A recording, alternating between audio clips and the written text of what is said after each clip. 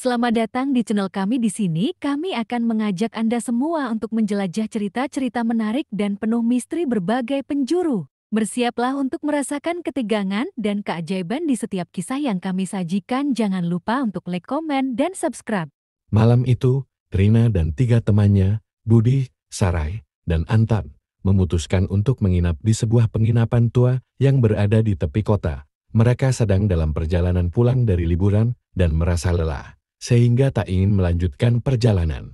Setelah mencari penginapan di sekitar, mereka akhirnya menemukan sebuah tempat kecil yang terlihat tak terawat. Dari luar, penginapan itu tampak menyeramkan. Kat dindingnya sudah mengelupas, dan hanya ada satu lampu yang menyala redup di depan pintu.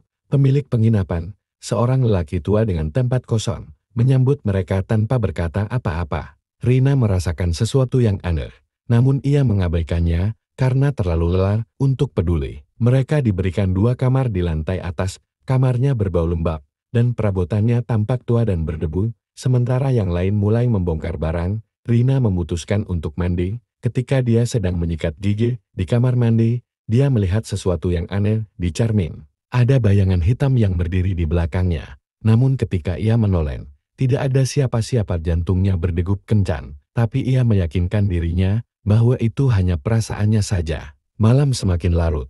Mereka berempat mulai tidur, namun beberapa jam kemudian, Sarah terbangun karena mendengar suara ketukan pelan di jendela kamarnya. Dengan setengah sadar, ia membuka matanya dan melihat sesosok wanita berambut panjang dengan wajah pucat berdiri di luar jendela, memandangnya dengan dokumen kosong. Sarah berteriak keras, membangunkan yang lainnya. Budi dan Anton segera berlari ke kamar Sarah, mencoba menenangkannya. Sarah dengan gemetar menceritakan apa yang ia lihat, tapi saat mereka melihat ke jendela, sosok itu sudah hilang. Mereka berusaha berpikir rasional, menganggap itu hanya ilusi karena kelelahan. Namun, kejadian-kejadian aneh terus terjadi. Saat Budi kembali ke kamarnya, ia mendengar bisikan lirih yang memanggil namanya. Bisikan itu terdengar dari balik lemari tua di sudut ruangan. Dengan perasaan takut bercampur penasaran, ia mendekati lemari itu dan membuka pintunya. Di dalam lemari, ia menemukan foto-foto lama yang ditampilkan tamu-tamu sebelumnya.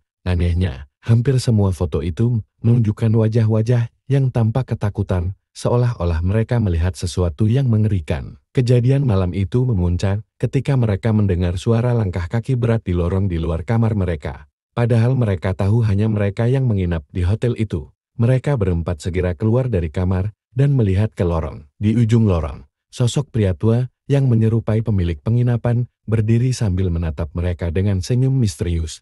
Tiba-tiba, pria itu berjalan mundur perlahan dan menghilang di balik bayangan. Pagi harinya, mereka langsung keluar dari penginapan itu tanpa sepatah kata pun. Saat hendak membayar resepnya, mereka disambut oleh seorang wanita muda yang tampak bingung. Ketika Rina menyebutkan pria tua pemilik penginapan yang mereka temui suatu malam, wanita itu tampak terkejut. "Pak Jono, pemilik penginapan ini?" katanya dengan nada terkejut.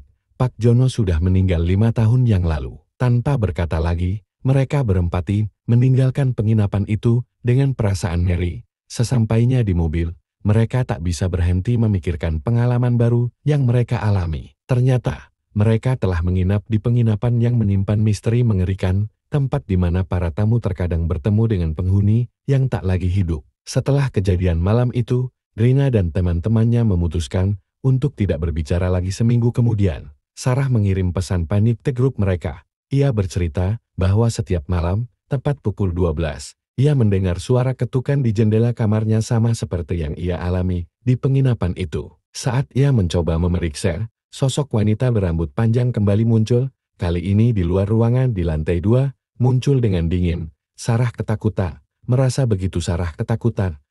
sosok itu menyusul dari penginapan. Sementara itu, Budi menemukan foto-foto yang aneh di ponselnya. Foto-foto tersebut menampilkan wajah mereka berempat, namun dengan ekspresi wajah yang menyeramkan dan penuh ketakutan, mirip seperti foto-foto yang ia temukan di dalam lemari di penginapan. Budi yakin bahwa foto-foto itu tidak pernah diambil oleh mereka. Namun entah bagaimana muncul begitu saja di ponselnya. Anton juga mulai mengalami mimpi buruk yang terus berulang. Dalam mimpinya, ia terjebak di penginapan itu sendirian. Setiap kali ia mencoba keluar, lorong-lorongnya terasa semakin panjang dan suara bisikan misterius terus memanggil namanya. Ketika ia akhirnya berhasil mencapai pintu keluar, pria tua pemilik penginapan berdiri di sana, menatapnya sambil berkata, "Kamu belum pergi, Anton." Rina adalah yang terakhir mengalami sesuatu. Suatu malam, ia terbangun karena mendengar suara langkah kaki di koridor rumahnya. Dengan hati-hati,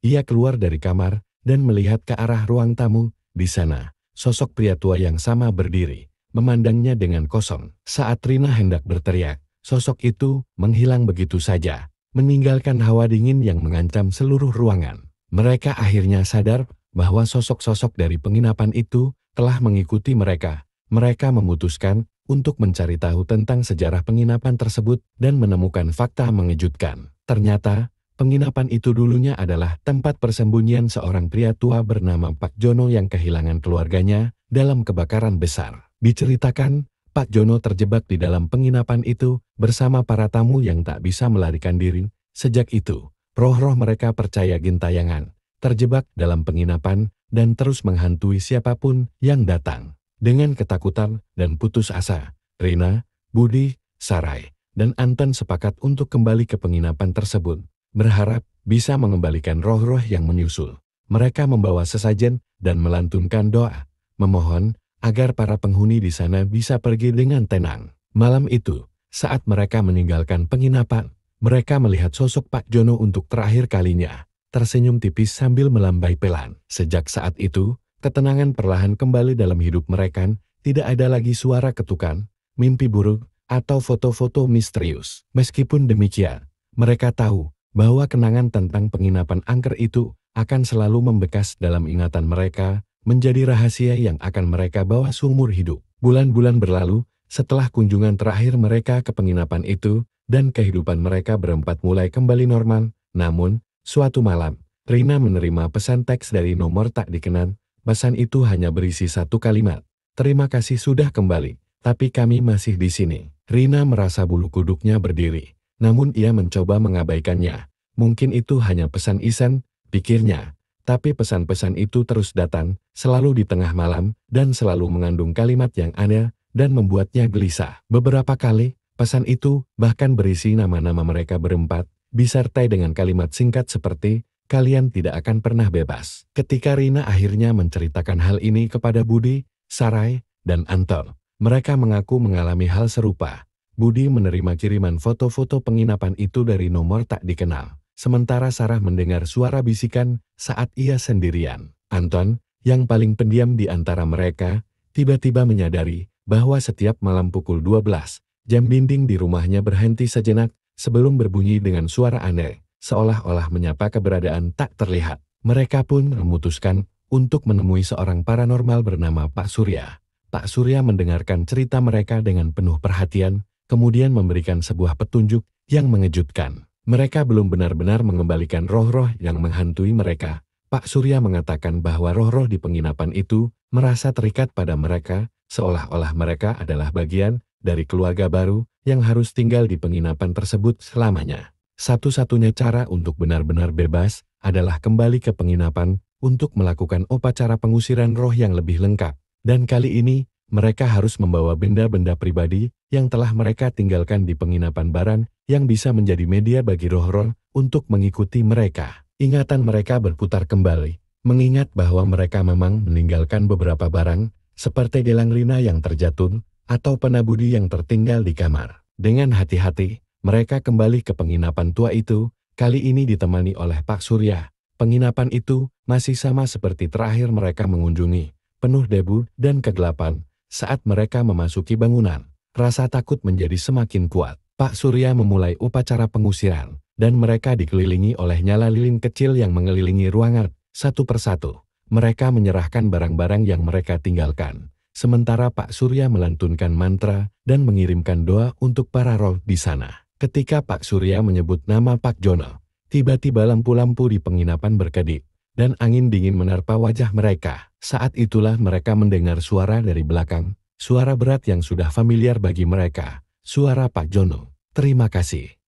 Kalian telah datang kembali. Sekarang, kami bisa tenang." Dalam sekejap, bayangan-bayangan gelap yang sebelumnya tampak samar di balik jendela mulai memudar, suasana penginapan menjadi tenang, dan hawa dingin yang membuat mereka membeku perlahan menghilang. Setelah upacara selesai, Pak Surya meminta mereka untuk meninggalkan penginapan itu tanpa menoleh ke belakang. Malam itu, mereka akhirnya kembali dengan perasaan lega. Sejak hari itu, pesan-pesan dan gangguan misterius berhenti. Tak ada lagi suara ketukan, tak ada lagi bayangan atau mimpi buruk. Namun, meskipun bebas dari roh-roh itu, pengalaman di penginapan angker tersebut tetap menjadi bagian kelam yang tak bisa mereka lupakan. Penginapan tua itu kini kosong, tak lagi terbentuk oleh sosok-sosok jin tayangan. Tapi di hati mereka, kisah tersebut akan terus hidup sebuah kenangan, akan malam-malam yang penuh ketakutan, dan janji untuk tidak pernah kembali ke sana lagi.